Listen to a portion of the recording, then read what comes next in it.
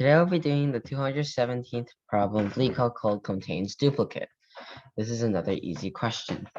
Okay, so then the question inquires that given integer array nums, return true if any value appears at least twice in the array, and return false if every element is distinct.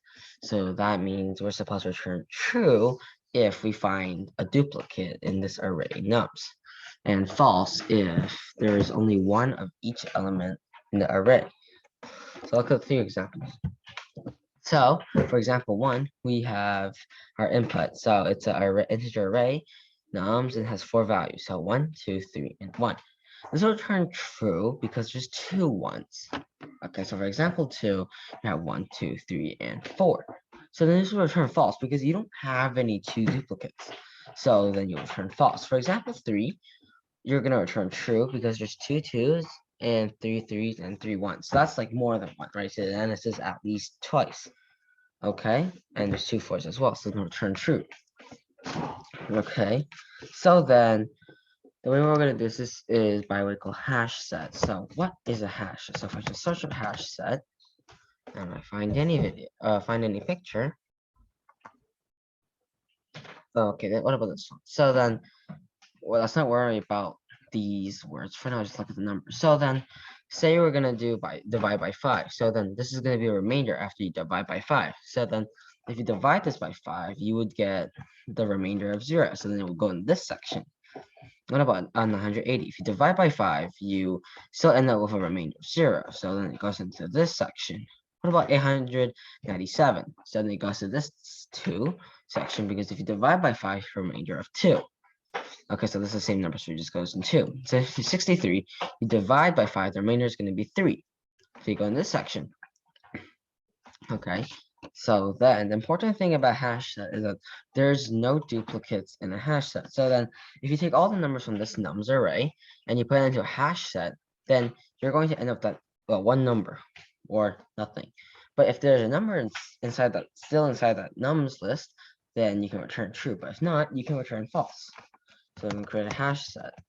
This is kind of like a hash map I created in my first video, but you use the word set instead. So set equals to, so we're going to do new hash set. Okay, and then we're going to do integer. We're going to close it and end it. So that's how we created it. Okay, and use a for loop. So we can keep it int I equals to 0. I is less than nums dot length. I plus plus, right? So then we'll go out and we do if, right? So we have if set dot contains and then nums dot right, because we're checking if we have this, right? So then if you check it, then and if it's there, then you just return true. The reason why when we talked about dividing 5 when we don't have it here is because hash it does it itself. So then we return true. So we do, but if it's not true, then we do go out of here, set.add, and then you bracket nums of I, right? Because if you don't add on it, you can keep repeating, it's never going to end. Return false because that is like our only option, right? So if it goes beyond, then we're going to stop and we're going to return false. If we run the code, this should be correct. Indeed it is. So we're going to add an extra 2 sample cases. We're going to run it again. So if you submit it, we're going to get a runtime of 12 milliseconds and 53.5 megabytes. So then if you run it many times, you should get an average or range from 6 milliseconds to about 12 milliseconds.